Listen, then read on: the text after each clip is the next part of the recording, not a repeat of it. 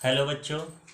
आज हम केमिस्ट्री के फर्स्ट चैप्टर का बेहद ही इम्पॉर्टेंट टॉपिक पढ़ने जा रहे हैं, जिसका नाम है ठोसों में दोष।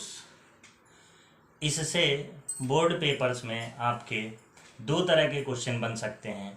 या तो आपको पूरा ठोसों में दोष के प्रकार को समझाइए, यह आपको 5 नंबर में देखने को मिलेगा, या फिर इसके किसी एक दोष को देकर उस पर टिप्पणी पूछ लेगा या आपसे कहेगा कि इस दोष को, जैसे कि फ्रैंकल दोष को समझाइए। तो ये आपके छोटे नंबर में यानी 2 नंबर में पूछ सकता है। तो चलिए इसे पढ़ते हैं। ठोसों में दोष चैप्टर टॉपिक पढ़ने से पहले हमें जानना होगा कि ठोसों में दोष किस प्रकार आता है।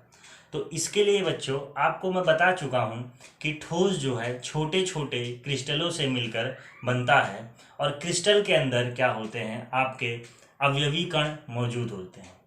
तो बच्चों जो अवयवी कण होते हैं ये एक निश्चित व्यवस्था व निश्चित क्रम में जुड़े होते हैं।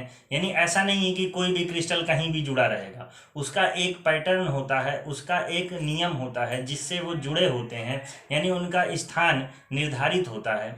अब होगा क्या, यदि ठोस का ताप बढ़ाया जाएगा या फिर ठोस का ताप बढ़ाने के अलावा या फिर उसमें कोई अशुद्धि अगर मिल जाती है, ठोस में मिलाई जाती है, तो होगा क्या कि ये जो आपके क्रिस्टल हैं वो उनके अंदर आपके अवयवी कण हैं, वो अवयवी कण अपना निश्चित स्थान छोड़ देंगे या फिर उनमें विचलन आ जाएगा। विचलन कहने का मतलब कि थे किसी और जगह पर, अब वह किसी और जगह पे चले गए।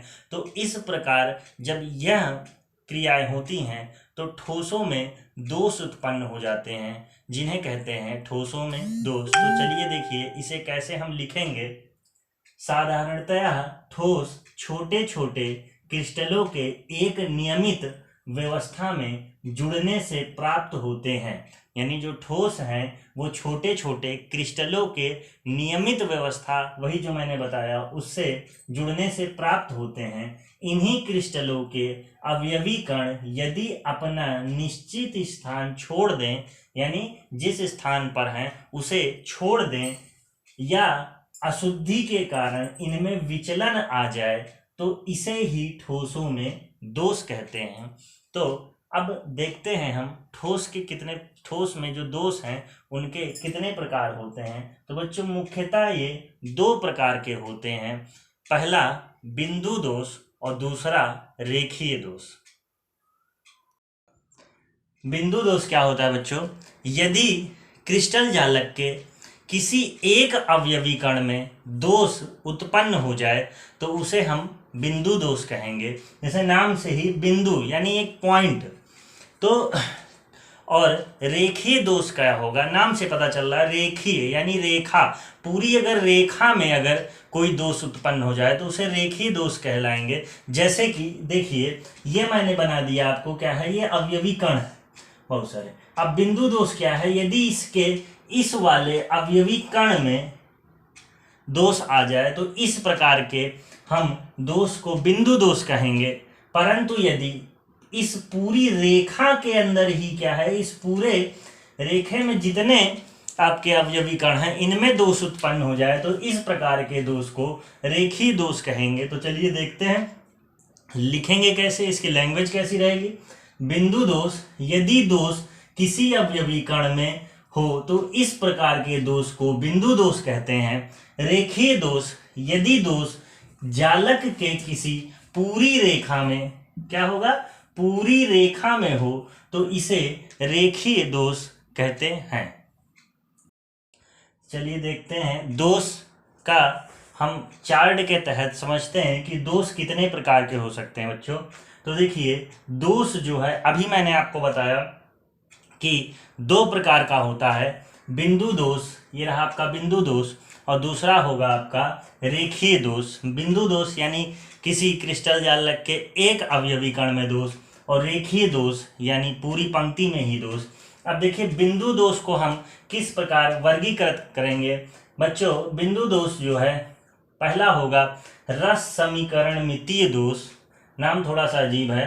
पहला है रस समीकरणमितीय दोष और दूसरा है आरस समीकरण मितीय दोष।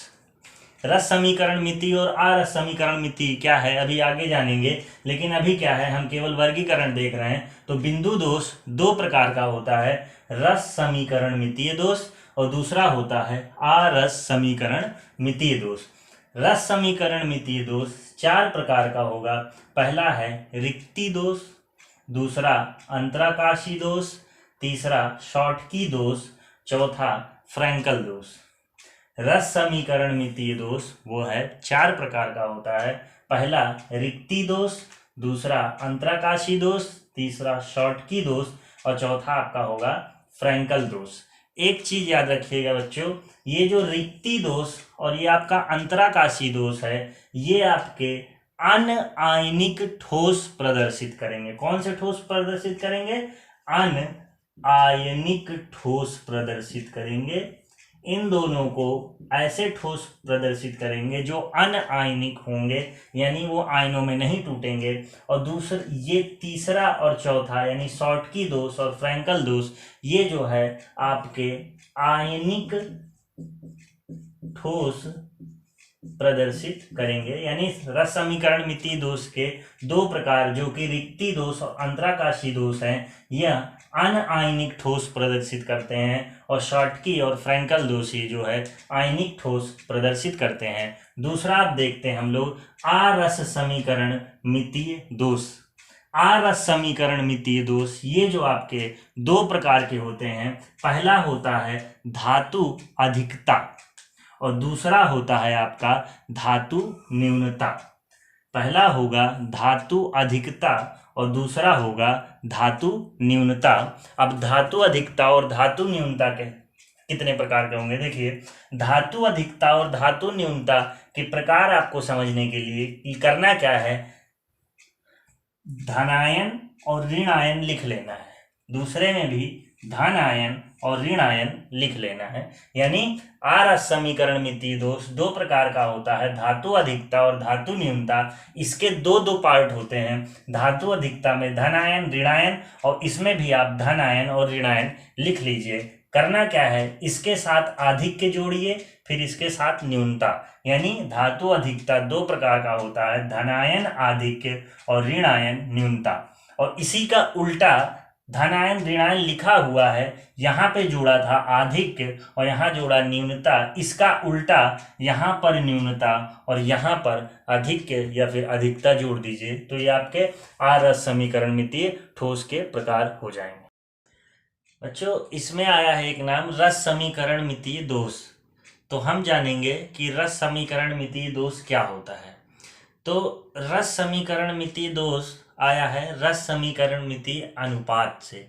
अब ये क्या होता है बच्चों समझिए, अगर कोई ठोस है वो आपका A+ और B- से मिलकर बना हुआ है, इसमें यदि बच्चों 10 A+ और 10 B- हैं, 10 A+ और 10 B- हैं, और हम कहें कि A+ और B- यानी जिनसे मिलके बना है उसका अनुपात देखिए, तो हम कहेंगे 10:10 यानी 1:1।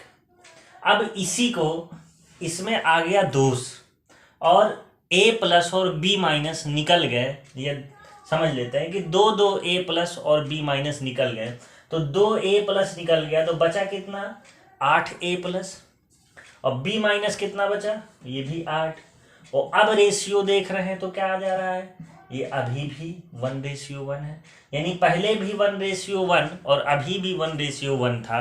तो इसी को कहते हैं रस समीकरण मितीय अनुपात स्थिर रहना। तो ऐसे दोष जिनमें रस समीकरण मितीय अनुपात स्थिर होता है वो हमारे कहलाते हैं रस समीकरण मितीय दोष। इसकी देखिए लैंग्वेज कैसे लिखेंगे इसे, ऐसा दोष जिसमें ठोस के आयनों धनात्मक तथा ऋणात्मक का अनुपात दोष के पूर्व व दोष के बाद स्थिर रहता है। यानी जो ये अनुपात है दोष से पहले और दोष के बाद, ये क्या रहेगा, स्थिर रहेगा। तो ऐसे दोष रस समीकरण मितीय दोष कहलाएंगे। अभी यही अगर दोष के बाद 2:1 या अलग हो जाता है इससे, तो उसे कहते हैं हम लोग आरस समीकरणमितीय दोष।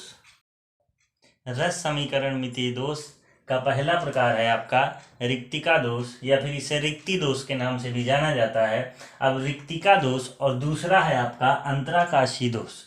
इन दोनों में बस एकदम थोड़ा सा अंतर है, जो आप समझ लेंगे तो दोनों कभी नहीं भुलाएगा।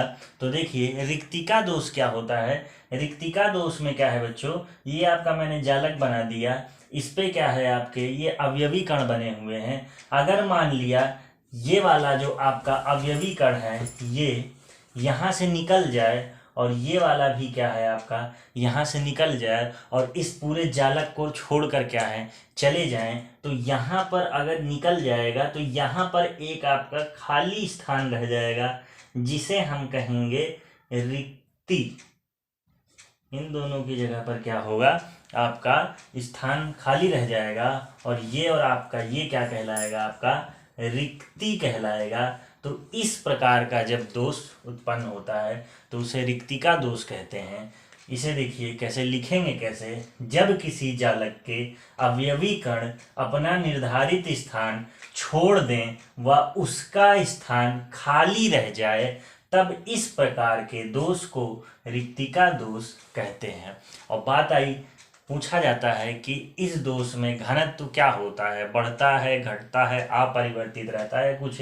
तो देखिए रिक्तिका दोष जब उत्पन्न होता है तो ये पहले क्या है, ज़्यादा घना आपको दिख रहा था, अब क्या है कम घना दिखेगा, क्योंकि इसमें से जब कोई चीज़ निकल के बाहर चली जाएगी तो ऑब्वियसली सी बात है कि ये कम घना हो जाएगा। ऐसे नहीं समझ में आता तो ऐसे समझ लीजिए कि घनत्व तो बराबर होता है द्रव्यमान बटा आयतन। अब यहाँ से देखिए द्रव्यमान बटा आयतन, तो जब इसमें से अवयवी कण कुछ निकल के बाहर जाएंगे तो पहले जितना इसका द्रव्यमान रहा होगा उससे कम हो जाएगा, और जब इस फार्मूले में द्रव्यमान कम हो जाएगा बच्चों तो घनत्व क्या है ये भी कम हो जाएगा।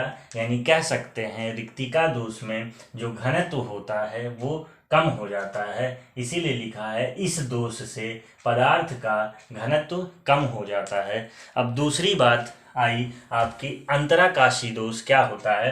अंतराकाशी दोष में क्या होगा, वह जो उसमें अवयवी कण निकल के बाहर चले जा रहे थे, इसमें निकलेंगे तो अवश्य, परंतु वह बाहर न जा करके अंतराकाशी स्थानों पर फिक्स हो जाते हैं। अंतराकाशी स्थान क्या होते हैं, आइए मैं आपको समझाता हूँ। ये रहा आपका पहला अवयवी कण, ये रहा दूसरा, ये रहा तीसरा, ये चौथा। इसी तरह क्या है अवयवी कण एक दूसरे से जुटे रहते हैं, इनके बीच का जो स्थान बच्चों देखिए पूरा भरा नहीं होता है, इनके बीच में कुछ ना कुछ सूक्ष्म स्थान खाली रह जाता है, इसे ही हम अंतराकाशी स्थान कहते हैं। अब होगा क्या कि इसमें कुछ अवयवी कण आएंगे और आपके अंतराकाशी, जैसे मान लिया ये स्थान है, इसमें इस अंतराकाशी स्थान में आकर के फिक्स हो जाएंगे। तो ये क्या है, इसे हम कहेंगे अंतराकाशी स्थान। तो इसमें होगा क्या कि अवयवी कण आपके अंतराकाशी स्थान पर चले जाएंगे, तो इससे जो दोष उत्पन्न होगा वह होगा अंतराकाशी दोष। और इसमें क्या होगा घनत्व, तो आपको देखने से ही पता चल जाएगा, जब इस पर कोई आ रहा है और इसमें फिक्स हो रहा है तो इसका द्रव्यमान क्या होगा, बढ़ जाएगा, और जब द्रव्यमान बढ़ेगा तो उससे आपका घनत्व भी बढ़ जाएगा।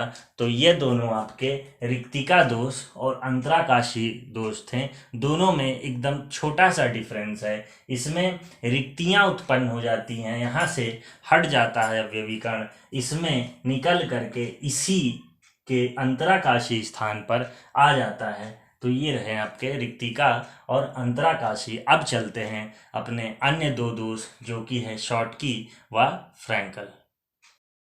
इसके बाद शॉर्टकी व फ्रैंकल दोष। जिस प्रकार रिक्तिका दोष और अंतराकाशी दोष हैं, उसी प्रकार शॉर्टकी दोष व फ्रैंकल दोष है। रिक्तिका दोष जो है वो ही शॉर्टकी दोष है, परंतु अंतर इतना है कि वह अनआयनिक ठोस का है और यह आयनिक ठोसों का है। यानी आयनिक ठोसों का जो रिक्तिका दोष है वही नाम से जाना जाता है शॉर्टकी दोष के, और जिस प्रकार आयनिक ठोसों का अंतराकाशी अनायनिक ठोसों का अंतराकाशी दोष था, उसी प्रकार आयनिक ठोसों का फ्रैंकल दोष होता है। तो चलिए समझते हैं इसे। शॉटकी दोष में क्या होता है बच्चों कि आपके जो आयन हैं A+ और B- यानी जिनसे वह मिलकर बना है कोई भी पदार्थ, अगर NaCl होगा तो Na+ और Cl-।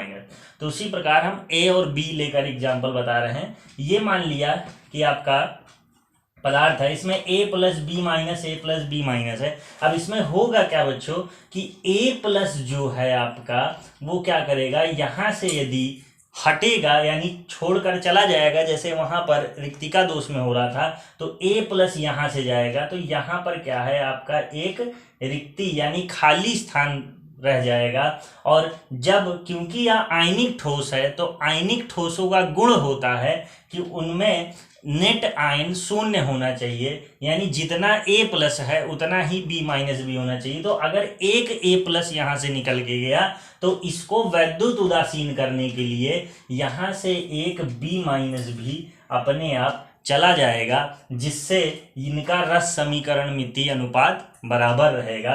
तो ये दोष आपका यानी यहाँ पे रिक्तियां आ जाएंगी, तो इसी को हम कहते हैं शॉटकी दोष, यानी रिक्ति दोष के ही हूबहू कॉपी आपका शॉटकी दोष है। तो देखिए इसे लिखेंगे क्या, यह आयनिक ठोसों का रिक्तिका दोष है, यानी आयनिक ठोस का क्या है या रिक्तिका दोष है। इसमें कुछ आयन अपना स्थान छोड़कर बाहर चले जाते हैं और उस स्थान पर रिक्ति बन जाती है, और इसे ही हम शॉटकी दोष कहते हैं। यह उत्पन्न कैसे होता है, सामान्यतः यह ताप बढ़ाने पर उत्पन्न होता है, यानी यह दोष ताप बढ़ाने पर बढ़ता है। और घनत्व की बात करेंगे तो देखिए घनत्व क्या होगा, यहाँ से ये निकल के चले गए तो सीधी सी बात है, जैसे रिक्ति दोष में घनत्व कम हो रहा था, यहाँ पर भी क्या होगा आपका शॉटकी दोष में भी क्या है, पदार्थ का घनत्व कम होगा।